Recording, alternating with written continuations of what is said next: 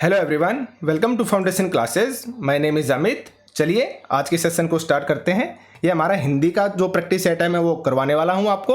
और ये आपका जो एग्ज़ाम है ये हुआ था जुलाई 2013 के अंदर। तो जुलाई 2013 का जो एग्ज़ाम सेट था मैं उसको कराने वाला हूं। इसमें हम हिंदी के ऑप्शंस करवाएंगे पेडागोजी के। तो चलिए स्टार्ट करते हैं।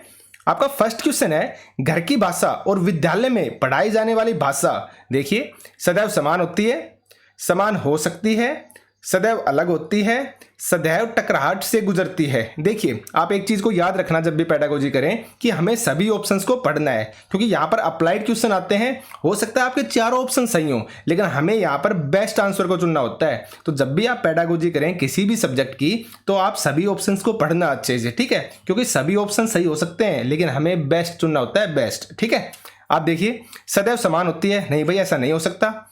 समान हो सकती है, हाँ कहीं ना कहीं भाई हो सकती है, कोई दिक्कत नहीं है। सदैव अलग होती हैं, ठीक है, इसके बारे में नहीं पता, आगे देखते हैं। सदैव टकराहट से गुजरती है, ये भी नहीं हो सकता। आपका राइट आंसर होगा आंसर नंबर 3, सदैव अलग होती है। देखिए जो आपकी लोकल लैंग्वेज होती है ना, जो आपकी घर की भाषा होती है ना, उसके अंदर कहीं ना कहीं आपकी मातृभाषा का रोल होता है। वो आपकी बोली से प्रभावित होती है, आपके एरिया से प्रभावित होती है। लेकिन जो विद्यालय की भाषा होती है ना वो एकदम शुद्ध हिंदी होती है या शुद्ध अंग्रेजी, जो भी आपके विद्यालय की भाषा है वो होगी। ठीक है, तो क्या होती है, सदैव अलग होती है। ठीक है, थोड़ा सा ट्रिकी था, आप अच्छे से समझने की कोशिश कीजिए। ठीक है, आगे चलते हैं। प्राथमिक स्तर पर हिंदी भाषा शिक्षण के लिए सबसे अधिक महत्वपूर्ण क्या है? देखिए पाठ्यपुस्तक, हाँ भाई होती है। उच्च स्तरीय तकनीकी अंतर, हाँ भाई हो सकते हैं। व्याकरणिक नियमों का स्मरण, स्मरण तो नहीं होता, ये तो आपका गलत होगा। भाषा प्रयोग के अवसर, अब देखिए आप फर्स्ट सेकंड और फोर्थ में सबसे बेस्ट आंसर क्या है? Answer number 4। अगर आपको भाषा प्रयोग करने के अवसर मिलेंगे ना तो नॉर्मल सी बात है आपका जो भाषा शिक्षण है वो अपने आप ही अच्छा हो जाएगा। क्यों? क्योंकि बच्चे जो है ना वो सुनकर सीखते हैं, वो प्रयोग करके चीजों को सीखते हैं। ठीक है, तो यहां पर हमारा राइट आंसर क्या होगा? Answer number 4। आगे देखते हैं। हिंदी प्रयोग के विविध रूपों को जानने के लिए सर्वाधिक उपयोगी साधन कौन सा हो सकता है? देखिए आप, शिक्षण की विधियों का संपूर्ण ज्ञान, हाँ भाई हो सकता है, कोई दिक्कत नहीं है। सुंदर ढंग से छपी पुस्तकें, पर ये तो नहीं है, सुंदरता से थोड़ी ना होता है, उसमें नॉलेज होनी चाहिए ना। उच्च स्तरीय लेखन सामग्री, हाँ भाई कहीं ना कहीं हो सकता है। आगे देखिए, बाल साहित्य का विविध प्रयोग, आपका राइट आंसर क्या होगा या बेस्ट आंसर क्या होगा? आंसर नंबर 4, क्योंकि यहां पर हम बच्चों की बात कर रहे हैं। तो जो बच्चे हैं ना उनको जो बाल साहित्य दे रहे हो आप वो अलग अलग तरह का दीजिए, मल्टीपल जो मेथड्स हैं उनका यूज कीजिए आप, मल्टीपल जो रिसोर्सेज हैं उनको बच्चों को दीजिए ताकि बच्चे ज्यादा आसानी से सीख सके। ठीक है, तो विविध रूप अगर बच्चों को आप दिखाना चाहते हो तो विविध प्रकार की ही उनको क्या दीजिए? बाल साहित्य दीजिए। ठीक है, तो यहां पर राइट आंसर क्या होगा? Answer number 4। आगे चलते हैं। नेक्स्ट आपका क्वेश्चन है, कक्षा 1 और 2 के बच्चों के लिए आप किस तरह की कहानी का चयन करेंगे? देखिए आप, जिसमें बहुत सारे पात्र हों, गलत, क्योंकि मैंने आपको बताया था जिसके अंदर सबसे कम पात्र होते हैं ना वो कहानी अच्छी होती है, क्योंकि कहानी के अंदर ज्यादा पात्र होना भी गलत है क्योंकि बच्चा कंफ्यूज हो जाएगा, वो बच्चा है। ठीक है, आगे देखिए, जिसमें 2 ही पात्र हो, ऐसा तो फिक्स नहीं है कि भाई 2 ही हो, मैंने ये बोला था कम पात्र होने चाहिए, इतने ज्यादा न हो कि बच्चा कंफ्यूज हो जाए। आगे देखिए, जिसके शब्दों, वाक्यों और घटनाओं के वर्णन की शैली चित्रात्मक हो, ये आपका राइट आंसर होगा। क्यों? क्योंकि नॉर्मल सी बात है, बच्चा अट्रैक्शन फील करेगा जब उसमें चित्र होंगे ना या घटनाएं डिटेल में दी गई होंगी ना और एक सार में एक सीक्वेंस में दी गई होंगी तो बच्चा ज्यादा आसानी से सीखेगा और ज्यादा उसको वो चीजें अच्छी लगेंगी, जैसे बाल साहित्य हो गई। ठीक है, तो यहां पर जो बेस्ट और राइट आंसर क्या होगा? Answer number 3। आगे देखते हैं। प्राथमिक स्तर पर भाषा शिक्षण की प्राथमिकता होनी चाहिए क्या? कविता और कहानी के द्वारा केवल श्रवण कौशल, भाई केवल आ गया, नहीं हो सकता। आगे देखिए, बच्चों की रचनात्मकता और मौलिकता को पोषित करना, हाँ ये कहीं ना कहीं आपका हो सकता है। आगे देखिए, बच्चों की चित्रांकन क्षमता का विकास करना, हाँ ये भी हो सकता है। आगे देखिए, केवल बोलकर पढ़ने की क्षमता विकसित करना, केवल वाला ये भी नहीं हो सकता। तो यहां पर आपका बेस्ट आंसर क्या होगा? देखिए आप, आंसर नंबर 2, क्योंकि यहां पर रचनात्मकता का बात हो रही है, यानी कि क्रिएटिविटी की बात हो रही है। ठीक है ना, तो जहां पर क्रिएटिविटी होगी वो आपका बेस्ट आंसर होगा। ठीक है, तो यहां पर राइट आंसर हमारा क्या होगा? Answer number 2। आगे चलते हैं। पढ़ने का जो प्रारंभ है वो कहां से करना चाहिए? कहानियों से होना चाहिए या कविताओं से होना चाहिए, अर्थपूर्ण सामग्री से होना चाहिए या वर्णमाला से होना चाहिए? भाई वर्णमाला तो नहीं हो सकता, आप कंफ्यूज होंगे इन दोनों में। अब आप एक बात समझिए, कहानी और कविताएं हैं, नॉर्मल सी बात है, कहानियां भी क्या होती हैं, अच्छी होती हैं, और कविताएं हैं वो भी अच्छी होती है, क्योंकि छोटे बच्चों को हम कविता भी तो पढ़ाते हैं ना, दोनों चीजें सही है। तो नॉर्मल सी बात है, सेम होने के कारण ना तो हम इसको चूज कर सकते हैं और ना ही हम इसको चूज कर सकते हैं। तो हमारा बचा क्या, आंसर नंबर 3, यानी कि अर्थपूर्ण सामग्री होनी चाहिए, कुछ भी हो लेकिन अर्थपूर्ण हो, चाहे फिर वो कहानी हो, चाहे फिर वो कविता हो, चाहे कोई स्टोरी हो, ठीक है ना, लेकिन कैसी होनी चाहिए, अर्थपूर्ण होनी चाहिए। तो राइट आंसर हमारा यहां पर क्या होगा, आंसर नंबर 3। आगे चलते हैं, भाषा के बारे में कौन सा कथन उचित है? भाषा एक नियमबद्ध व्यवस्था है, हाँ हम इसके बारे में पढ़ चुके हैं और मैंने बताया भी था, हमारी फर्स्ट स्टेटमेंट यही थी जब हमने भाषा पढ़ाई थी कि भाषा क्या है, एक नियमबद्ध व्यवस्था है। वहां पर 10 वीडियो है हिंदी पेडागोजी के अंदर, आप प्लेलिस्ट में जाइए, वहां पर मैंने बना रखी है अलग से प्लेलिस्ट जिसमें लिख रखा है हिंदी थ्योरी क्लासेस, ठीक है, आप देखना वहां पर 10 वीडियो है, उससे बाहर आपको कुछ भी नहीं मिलने वाला है। मैंने बहुत ही डिटेल में और बहुत ही अच्छे से करवाया है। आगे देखिए, भाषा व्याकरण का अनुसरण करती है, गलत है भाई। आगे देखिए, भाषा और बोली में कभी भी कोई संबंध नहीं होता, ये भी आपका गलत है, संबंध होता है भाई। भाषा अनिवार्यतः सिर्फ और लिखित होती है, सिर्फ लिखित थोड़ी ना होती है। आगे देखते हैं, तो यहां पर हमारा जो राइट आंसर क्या होगा, भाषा एक नियमबद्ध व्यवस्था है, ठीक है, हम इस चीज के बारे में पढ़ चुके हैं। आगे चलते हैं, प्राथमिक कक्षाओं में रोल प्ले यानी कि भूमिका निर्वाह का उद्देश्य क्या होना चाहिए? देखिए, एक पद्धति के रूप में इसका उपयोग करना, गलत है भाई। सबसे पहले तो आपको यह पता होना चाहिए रोल प्ले क्या होता है। देखिए, रोल प्ले का मतलब होता है इसमें जो कैरेक्टर होता है ना, वो अपने आव भाव से, अपने एक्सप्रेशन से अपना क्या कर रहा है, अपने आप को अभिव्यक्त कर रहा है, अपने आप को एक्सप्रेस करने की कोशिश करता है, उसको बोलते हैं रोल प्ले। जैसे एक्टर करते हैं, वो क्या करते हैं, रोल प्ले ही तो करते हैं ना। वो जो उनका कैरेक्टर होता है उसको क्या करते हैं, अपनी भाषा से, अपने आव भाव से क्या करते हैं, अपने आप को अभिव्यक्त करने की कोशिश करते हैं। तो देखिए, अब आप एक पद्धति के रूप में इसका उपयोग होना चाहिए, गलत है भाई। आगे देखते हैं, विभिन्न संदर्भों में भाषा प्रयोग के अवसर प्रदान करना, ये आपका बेस्ट आंसर होगा, आगे पढ़ने की जरूरत ही नहीं है। पर नॉर्मल सी बात है, जब रोल प्ले या भूमिका निर्वाह हो रहा है तो उसका मेन उद्देश्य क्या है, अगर जो सामने वाला कैरेक्टर है ना वो दर्शकों को प्रशंसा कर पाए, ठीक है, जो दर्शक है उनको संतुष्ट कर पाए, तो इसके लिए क्या करना पड़ेगा भाई, विभिन्न संदर्भों में भाषा के प्रयोग के अवसर मिलते हैं इसके अंदर, सीधी सी बात है। आगे देखते हैं, भाषा हमारे परिवेश में बिखरी मिलती है, यह कथन किस पर लागू नहीं होता है पूछा है। देखिए, अखबार पर नॉर्मल सी बात है, जो डेली न्यूज पेपर होते हैं उनके अंदर तो भाई लैंग्वेज का रोल होता ही है। उसके बाद आती है विज्ञापन, जो विज्ञापन दिए जाते हैं, ठीक है, उनके अंदर भी रोल होता है भाई। नॉर्मल सी बात है ना, जितना अधिक अट्रैक्टिव विज्ञापन बनता है उतनी ही अच्छी बात होती है, उतनी ज्यादा उस चीज के बारे में बातें की जाती हैं, ठीक है, तो विज्ञापन भी है। साइन बोर्ड क्या है, साइन बोर्ड भी एक प्रकार से विज्ञापन ही होता है, तो इसमें भी अच्छी भाषा का यूज किया जाता है, अट्रैक्टिव भाषा का यूज किया जाता है। बचा क्या, आपका भाषा प्रयोगशाला। भाषा प्रयोगशाला के अंदर भाषा नहीं होती, भाषा से संबंधित यंत्र होते हैं जो भाषा को बढ़ावा देते हैं। तो हमारा यहाँ पर राइट आंसर क्या होगा, आंसर नंबर 4। आप भाषा प्रयोगशाला देकर कंफ्यूज मत हो जाना। भाषा प्रयोगशाला में भाषा से रिलेटेड क्या होते हैं, यंत्र होते हैं, उपकरण होते हैं जो भाषा प्रयोग की क्षमता को बढ़ाते हैं, लेकिन क्या भाषा नहीं होती, ठीक है। आगे चलते हैं, कक्षा में कुछ बच्चे लिखते समय वर्तनी संबंधी त्रुटियां करते हैं, एक भाषा शिक्षक के रूप में आप क्या करेंगे? देखिए, उन्हें सख्त निर्देश देंगे कि वे आगे से गलती ना करें। गलत है भाई, नॉर्मल सी बात है, गलती तो हमारा क्या है, सीखने का हिस्सा है, वो तो होंगी। आगे देखिए, उनकी त्रुटियों पर बिल्कुल ध्यान नहीं दे, ऐसा भी गलत है, क्योंकि ध्यान तो हमें देना पड़ेगा। उनसे शब्दों को 20 बार लिखने के लिए कहेंगे, ये तो रट्टाफिकेशन हो गई भाई, आप याद करवा रहे हो चीजों को, ये भी नहीं होगा। तो बचा क्या हमारे पास, आंसर नंबर 4। शब्दों का सही रूप लिखते हुए बच्चों को दोनों तरह के शब्दों का अवलोकन करके अंतर पहचानने का क्या देना, अवसर देना। तो राइट आंसर क्या होगा, आंसर नंबर 4। आगे चलते हैं, बच्चों की मौखिक भाषा का सतत आकलन कह रहा है। सतत आकलन करने के लिए सबसे बेहतर तरीका यानी कि कॉन्टिन्यूअस आकलन, कॉन्टिन्यूअस असेसमेंट। तो देखिए, आप प्रश्नों के उत्तर पूछना। आगे देखते हैं, विभिन्न संदर्भों में बातचीत, सुने हुए को दोहराने के लिए कहना, भाई दोहराना नहीं होता है, क्रिएटिव करना है। शब्द पढ़वाना, ये भी नहीं हो सकता। आपका राइट और बेस्ट आंसर क्या होगा, आंसर नंबर 2। विभिन्न संदर्भों में बातचीत करना, यानी कि विभिन्न सिचुएशंस के अंदर, विभिन्न कंडीशंस के अंदर बच्चा क्या कर रहा है, बातचीत कर रहा है। तो नॉर्मल सी बात है, उसकी जो मौखिक लैंग्वेज है उसका अपने आप आकलन हो जाएगा ना। अगर वो अच्छे से सबसे बात कर पाता है तो, अलग अलग सिचुएशन को अच्छे से हैंडल कर पाता है तो, ठीक है। आगे चलते हैं, भाषा में सतत और व्यापक आकलन का क्या उद्देश्य होता है? देखिए, नेक्स्ट क्वेश्चन वही आ गया, भाषा में सतत और व्यापक आकलन। मैंने करवा रखे हैं सारी चीजें, आप प्लेलिस्ट में जाइए, वहां पर 10 वीडियो आपको हिंदी पेडागोजी की मिलेंगी, उनसे बाहर कुछ भी नहीं मिलने वाला है। उन वीडियो को 4 से 5 बार आप अच्छे से देखिए, ठीक है। और अगर आपको नोट्स चाहिए ना तो आप टेलीग्राम ग्रुप को ज्वाइन कीजिए, ठीक है। आगे देखिए, तो क्या उद्देश्य होता है, देखिए भाषा के व्याकरण की आकलन करना। भाई सिर्फ व्याकरण का आकलन करना नहीं होता है, भाषा के मौखिक और लिखित रूपों के प्रयोग की क्षमता का आकलन करना। चलिए ये हो सकता है भाई, आगे देखते हैं। पढ़कर समझने की क्षमता का आकलन, सिर्फ पढ़कर नहीं भाई, वर्तनी की अशुद्धि के बिना लिखने की क्षमता का आकलन, ये भी गलत है भाई। अशुद्धियां तो नॉर्मल सी बात है, वो तो होंगी होंगी, तो हम ऐसे इनको तो रोक नहीं सकते, एरर्स को थोड़ी ना रोक सकते हैं, वो तो हमारे सीखने का एक हिस्सा है। अगर हम सीखेंगे तो एरर्स होना तो जायज है, सीधी सी बात है। तो यहाँ पर हमारा जो बेस्ट आंसर क्या होगा, आंसर नंबर सेकंड, यानी भाषा के मौखिक और लिखित रूपों के प्रयोग की क्षमता का, यानी कि बच्चा अपनी कैपेबिलिटी के अकॉर्डिंग उस चीज का यूज कर पा रहा है या नहीं कर पा रहा है, उसकी क्षमता का प्रयोग कर रहे हैं, क्षमता का असेसमेंट कर रहे हैं, क्षमता का आकलन कर रहे हैं। ठीक है, तो राइट आंसर क्या होगा, आंसर नंबर सेकंड। आगे देखते हैं।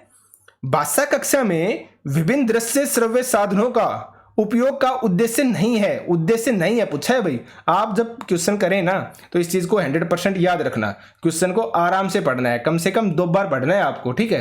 क्योंकि कई बार क्या होता है ना, हम जल्दबाजी में जो हमें क्वेश्चन आता है ना उसको भी गलत कर देते हैं। जैसे यहाँ पर अगर आपने नहीं पर ध्यान नहीं दिया तो नॉर्मल सी बात है, आपका जो आंसर है वो गलत हो जाएगा। ठीक है, जो ऑप्शन चूज करेंगे आप गलत चूज करेंगे, ठीक है ना, तो ऑप्शन गलत हो जाएगा ना, आंसर गलत हो जाएगा ना।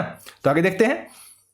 सभी प्रकार के बच्चों की आवश्यकताओं का ध्यान रखना, हाँ भाई ये कहीं ना कहीं सही है आपका। सीखने सिखाने की प्रक्रिया को रुचिकर बनाना, हाँ ये भी आपका होता है। आगे देखिए। विद्यालय प्रमुख के निर्देशों का पालन करना, सिर्फ और सिर्फ निर्देशों का पालन करना नहीं होता है, आप किसी के कहने पे थोड़े ना करेंगे, तो ये नहीं हो सकता। फिर भी चलो आगे देख लेते हैं। आधुनिक तकनीक को कक्षा में लाना, ये भी आपका सही है। तो राइट आंसर आपका क्या बना, आंसर नंबर थर्ड, ये आप नहीं कर सकते, ये आपका उद्देश्य नहीं है। ठीक है, नहीं है पूछा था, तो क्या होगा, विद्यालय प्रमुख के निर्देशों का पालन करना, ये उद्देश्य नहीं होता है आपका। तो आंसर नंबर 3 क्या हो जाएगा आपका, करेक्ट। आगे देखिए। पाठ्य पुस्तक की भाषा कैसी होनी चाहिए, तत्सम प्रधान होनी चाहिए। आगे देखते हैं भाई। तद्भव प्रधान होनी चाहिए, कोई बात नहीं, आगे देखते हैं। आधिकारिक कठिन शब्दों से युक्त होनी चाहिए, ये गलत है भाई, कठिन शब्द नहीं, सरल भाषा होनी चाहिए जो बच्चे को आसानी से समझ में आए। आगे देखते हैं।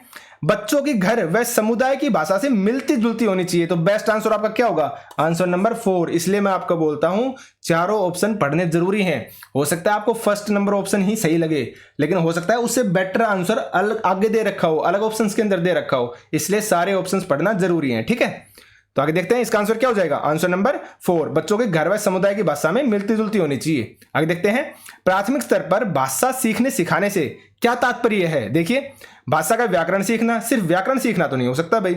उच्च स्तरीय साहित्य पढ़ाना, ये भी नहीं हो सकता भाई। भाषा का प्रयोग सिखाना, हाँ ये आपका हो सकता है। भाषा वैज्ञानिक तथा तथ्य स्पष्ट करना, ये भी नहीं हो सकता। तो आपका राइट और बेस्ट आंसर क्या होगा, भाषा का प्रयोग सिखाना। यानी कि आप क्या चाहते हैं, भाषा सिखाने से मतलब है आप बच्चे को आप भाषा का प्रयोग करना सिखा रहे हैं कि विभिन्न स्थितियों में, विभिन्न परिस्थितियों में, विभिन्न सिचुएशंस के अंदर बच्चा क्या कर पाए, भाषा का सही तरीके से अपनी कैपेबिलिटी के अकॉर्डिंग यूज कर पाए। यानी कि आप बच्चे को भाषा प्रयोग के अवसर देना चाहते हैं, ठीक है, उनको सिखाना चाहते हैं कैसे भाषा यूज की जाती है। आपका फर्स्ट क्वेश्चन है, प्राथमिक स्तर पर हिंदी भाषा सिखाने के लिए सबसे अधिक जरूरी क्या है। देखिए प्राथमिक स्तर की बात हो रही है, अगर प्राथमिक स्तर पर आप बच्चे को हिंदी भाषा सिखाने चाहते हैं तो सबसे अधिक जरूरी क्या है, देखिए भाषा शिक्षक का भाषा ज्ञान। आगे चलते हैं। कक्षा में रंगीन पाठ्य पुस्तकें, कक्षा में प्रिंट समृद्ध परिवेश, या फिर कक्षा में लिखित आकलन।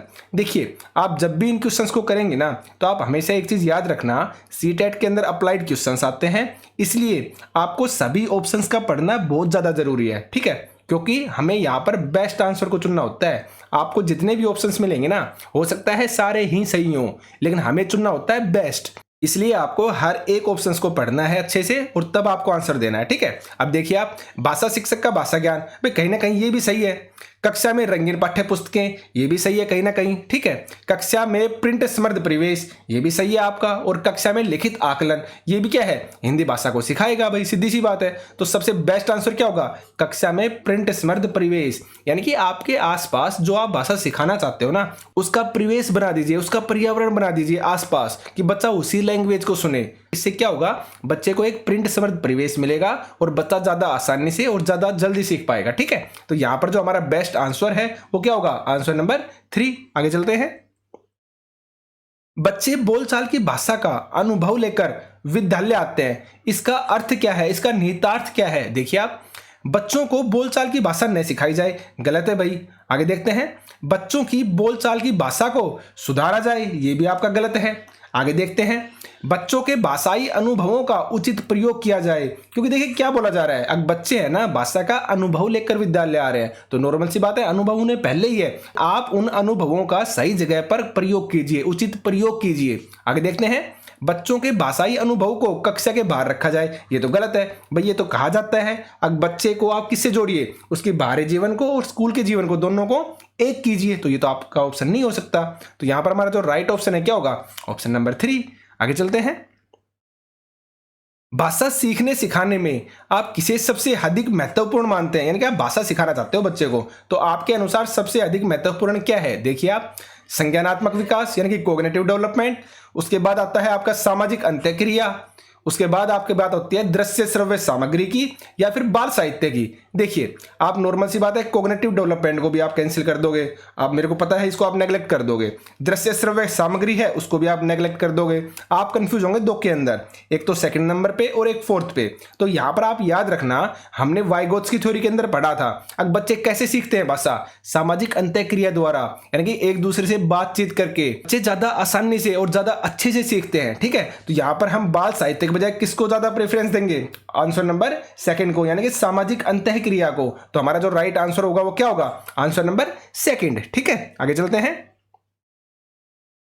हिंदी भाषा शिक्षक का यह प्रयास होना चाहिए कि, देखिए यानी कि आप हिंदी भाषा के शिक्षक हैं तो आप क्या प्रयास करेंगे, देखिए बच्चों की भाषा संबंधी सहज रचना शक्ति को बढ़ने के अवसर देंगे, कहीं ना कहीं सही है भाई। आगे देखते हैं, देखिए क्योंकि हमें बेस्ट आंसर चुनना होता है इसलिए मैं सभी ऑप्शंस को पढ़ता हूं, मैं डायरेक्ट आंसर नहीं बता रहा हूं, मैं आपको करने का तरीका समझाता हूं, ठीक है। आगे बढ़िए आप, बच्चों की मातृभाषा के स्थान पर हिंदी भाषा को ही कक्षा में स्थान देंगे, गलत है भाई, पर नॉर्मल सी बात है, ये तो कहा गया है कि जो मातृभाषा है ना वो तो बच्चों को पढ़ानी ही पढ़ानी है।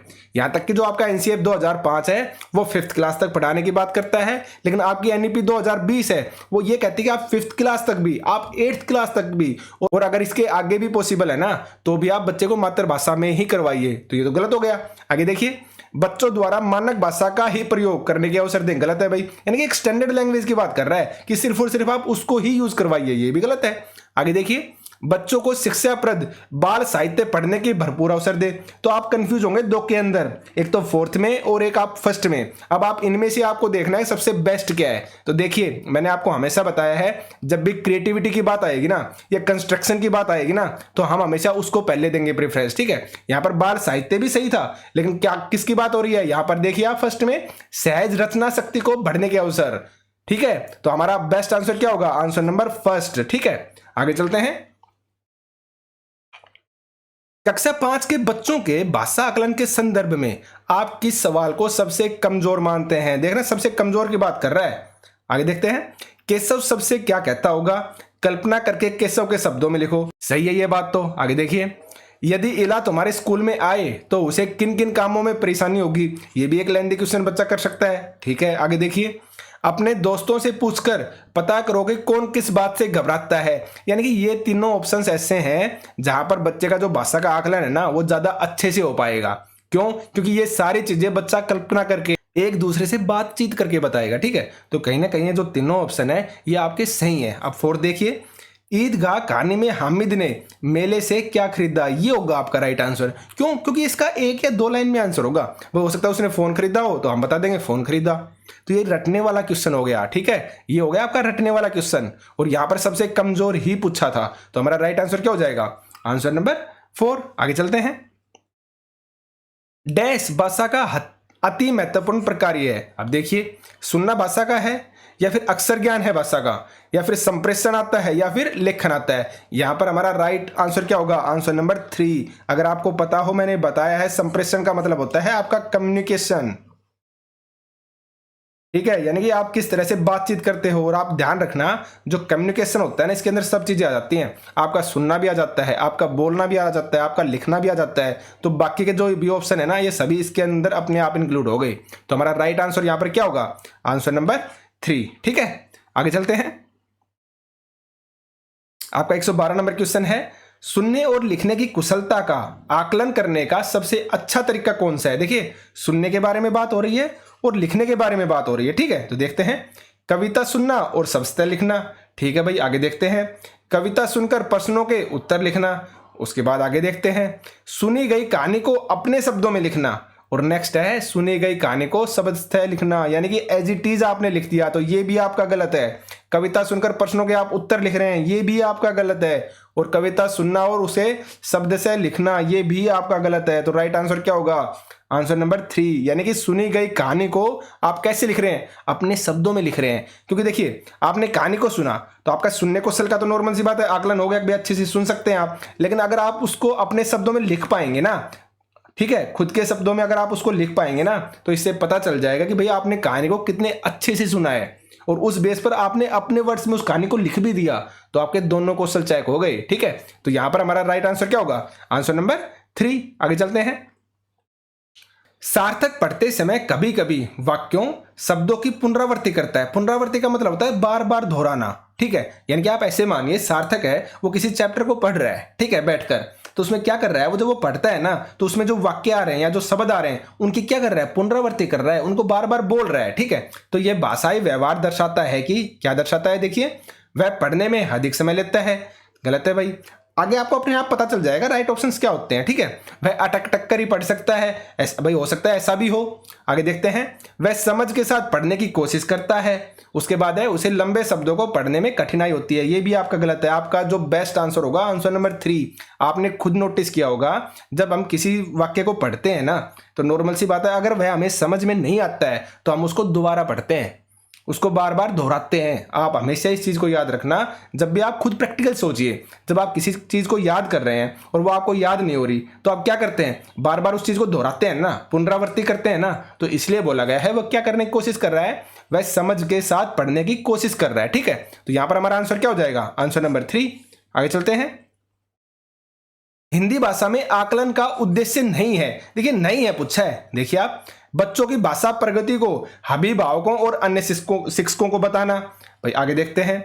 भाषा सीखने के संदर्भ में प्रत्येक बच्चे की विशेष आवश्यकता की पहचान करना। ये भी कहीं ना कहीं चलो हो सकता है। आगे देखते हैं। भाषा सीखने सिखाने की प्रक्रिया को उन्नत बनाना। ये भी हो सकता है। आगे देखिए। बच्चे की भाषागत त्रुटियों की ही पहचान करना। देखिए, नहीं है पूछा है, तो आपका राइट आंसर क्या होगा? Answer number 4। ठीक है, क्योंकि बच्चों की भाषागत त्रुटियों की ही पहचान करना, सिर्फ और सिर्फ हमें त्रुटियों की पहचान नहीं करनी होती, हमें बच्चे को सिखाना होता है। हम सिखाने पर बल देते हैं, ठीक है ना। तो इसलिए हमारा हिंदी भाषा आकलन का उद्देश्य क्या नहीं है? त्रुटियों की पहचान करना नहीं होता है। ठीक है, आगे देखते हैं। 115 नंबर क्वेश्चन है आपका। आपके विचार से प्राथमिक स्तर पर उत्कृष्ट लेखन कार्य का उदाहरण क्या है? देखिए, उत्कृष्ट लेखन की बात कर रहा है, यानी कि लेखन कौशल के बारे में बात चल रही है। देखिए, आप छुट्टियां कैसे मनाई, इस विषय पर एक अनुच्छेद लिखना। ठीक है भाई, हो सकता है। देखिए, हमें बेस्ट चुनना होता है, इसलिए मैं सभी ऑप्शंस को पढ़वाता हूं। मेरे सपनों का भारत विषय पर अनुच्छेद लिखना। पर नॉर्मल सी बात, आप इसको रट कर सकते हो। छुट्टियां कैसे मनाई, आप रट सकते हो ना इस बात को, तो ये आपका नहीं होगा सही। आगे देखिए। मेरे सपनों का भारत विषय पर अनुच्छेद, इसको भी आप याद करके लिख सकते हो, ये भी नहीं होगा। पाठ्य पुस्तक से इतर कठिन शब्दों का श्रुत लेखन, ये भी आपका नहीं होगा, यानी कि आपने पाठ्य पुस्तक से कठिन शब्दों को सुना और लिख दिया, ये भी नहीं होगा। आगे देखिए, ऑप्शन नंबर 4। किसी आंखों देखी घटना का लिखित वर्णन करना, यानी कि आपके सामने कोई घटना हुई है और उस घटना को जब आप अपने शब्दों में लिख देते हैं ना, तो वो है आपका लेखन। ठीक है, यानी कि आप समझ कर लिख रहे हो चीजों को, तो वो आपका बेस्ट ऑप्शन होता है। तो हमारा यहां पर आंसर क्या होगा? Answer number 4। आगे चलते हैं। भाषा सीखने के संदर्भ में कौन सा कथन सही है? देखिए, आप बच्चों में भाषा अर्जित करने की जन्मजात क्षमता होती है, 100% राइट है। क्योंकि किसने बोली थी ये बात? ये आपके चॉम्स्की ने बोली थी। एक साइकोलॉजिस्ट हुए हैं, ये भाषा के ही साइकोलॉजिस्ट हैं। इन्होंने बोला था कि जो बच्चे हैं ना, भाषा अर्जित करने की जन्मजात क्षमता के साथ पैदा होते हैं। इनके दिमाग में एक यंत्र होता है, भाषा यंत्र होता है, जिसकी वजह से ये खुद ही व्याकरणिक नियम भी बना लेते हैं। ठीक है, तो यहां पर हमारा राइट आंसर क्या होगा? Answer number 1। फिर भी चलो आप आगे पढ़ लीजिए। बच्चों में भाषा अर्जित करने की जन्मजात क्षमता नहीं होती, गलत है आपका। बच्चे विद्यालय आकर ही भाषा सीखते हैं, गलत है भाई। पहले से सीख चुके होते हैं बच्चे, वो अपने अनुभवों के साथ आते हैं। हम पढ़ चुके हैं इन चीजों के बारे में। आगे देखिए। बच्चे विभिन्न संचार माध्यमों से ही भाषा सीखते हैं, ये भी आपका क्या है? गलत है। आपका बेस्ट आंसर क्या होगा? Answer number 1। आगे चलिए। डिस्ग्राफिया से प्रभावित बच्चों को मुख्य रूप से खालिस्तान में कठिनाई होती है। डिस्ग्राफिया, ग्राफिया यानी कि ग्राफ। मैं इन चीजों को थ्योरी क्लासेस में अच्छे से बहुत ही डिटेल में करवा चुका हूं। डिस्ग्राफिया का मतलब क्या होता है? ग्राफ, यानी कि लिखना। तो किससे रिलेटेड हो गया? लिखने से रिलेटेड हो गया। पढ़ने से रिलेटेड क्या होगा आपका? डिसलेक्सिया। मैं आपको ये चीजों के बारे में बता चुका हूं। ठीक है, बोलने से संबंधित क्या होता है? डिस्फेजिया। यानी कि स्पीच रिलेटेड प्रॉब्लम्स आपकी, ठीक है। आगे देखिए, प्राथमिक स्तर की हिंदी भाषा की पाठ्य पुस्तक में आप किसे सर्वाधिक महत्वपूर्ण मानते हैं? देखिए प्राथमिक स्तर की बात हो रही है। बहुत प्रसिद्ध लेखकों की प्रसिद्ध रचनाएं, गलत है भाई। नैतिक मूल्यों वाली कहानी एवं कविताएं, हाँ ये कहीं ना कहीं आपका हो सकता है। फिर भी आप आगे देखिए, बहुतायत में दिए गए अभ्यास कार्य, गलत है भाई। अधिकता किसी भी चीज की हो खराब होती है हमेशा, तो बहुतायत का मतलब हो गया अधिकता में, तो ये भी आपका गलत हो गया। आगे देखिए, हिंदी भाषा को विविध रूप देने वाली रचनाएं, आपका बेस्ट आंसर क्या होगा? आंसर नंबर 4, ठीक है, क्योंकि विविध रचनाओं के अंदर सब कुछ आ जाता है। आपकी कहानी भी आ गई, आपके कविता भी आ गई, और भी जो भी चीजें होती है ना जो रचनात्मक होती हैं, वो सारी चीजें आपकी हिंदी रचनाओं में आ चुकी हैं। तो यहां पर हमारा राइट आंसर क्या होगा? Answer number 4। आगे चलते हैं, बहुभाषिक कक्षा में बच्चों की भाषाएं देखिए संसाधन के रूप में कार्य कर सकती हैं। देखिए हमने बहुभाषिकता जो चैप्टर पढ़ा था, मैं थ्योरी करवा चुका हूं, मैं फिर बार बार बोल रहा हूं, उनसे बाहर एक भी क्वेश्चन नहीं आ रहा है, देख सकते हैं आप। तो आप 30 में से 30 लोग हैं हिंदी के अंदर, आप देखिए उन थ्योरी क्लासेस को आप जाकर देखिए अच्छे से, ठीक है। बहुभाषिकता की बात हो रही है, देखिए आप संसाधन के रूप में कार्य कर सकती है, 100% राइट है भाई। आगे देखते हैं, शिक्षक के लिए बेहद जटिल चुनौती है, गलत है। आकलन की प्रक्रिया को बाधित करती है, गलत है। भाषा सीखने की प्रक्रिया को बाधित करती है, गलत है। मैंने हमेशा आपको बताया जो बहुभाषिकता होती है ना, इनकी डाइवर्सिटी होती है ना, वो हमारे लिए एक अवसर की तरह होती है, हमारे लिए एक साधन की तरह होती है, हमारे लिए एक संसाधन की तरह होती है, ठीक है। तो हमारा राइट आंसर क्या होगा? Answer number 1। आगे देखिए, भाषा सीखने और भाषा अर्जित करने में अंतर का जो मुख्य आधार है ना, वो क्या है? एक तो होता है भाषा को सीखना और एक होता है भाषा को अर्जित करना। और मैंने इन दोनों के बारे में डिफरेंस भी करवाया, हमारी जो फर्स्ट वीडियो थी हिंदी की उसमें मैंने यही करवाया था। जो थ्योरी क्लासेस है प्लेलिस्ट में आपको मिल जाएंगे, आप जाकर देखिए। तो वहां पर जो हमारा फर्स्ट टॉपिक था ना वो यही था, भाषा सीखने और भाषा अर्जित करने में अंतर क्या होता है। तो मैंने वहां पर आपको बताया था जो भाषा सीखना होता है ना, वो एक नियम के अनुसार होता है। आप क्लास में, आप कक्ष में जाकर भाषा को सीखते हैं, लेकिन जो भाषा अर्जित करना होता है ना, वो नॉर्मल होता है, नेचुरल होता है, ठीक है। उसमें आपको फोर्सफुली कुछ भी नहीं करना पड़ता। तो देखिए यहां पर भाषा के पाठ्य पुस्तकें, आगे देखिए भाषा का लिखित आकलन, ये भी नहीं है। भाषा का उपलब्ध परिवेश और भाषा की जटिल संरचना, आपका बेस्ट आंसर क्या होगा? Answer number 3। यानी कि नॉर्मल सी बात है, भाषा अर्जित कब की जाती है? सिर्फ और सिर्फ आपको उस टाइप का परिवेश चाहिए तो आप भाषा अर्जित कर लेंगे। और भाषा सीखने में भी क्या होता है? परिवेश की ही जरूरत होती है, लेकिन वो आपका कक्ष में होता है, ठीक है। तो दोनों में क्या होता है डिफरेंस? भाषा का उपलब्ध परिवेश, ठीक है।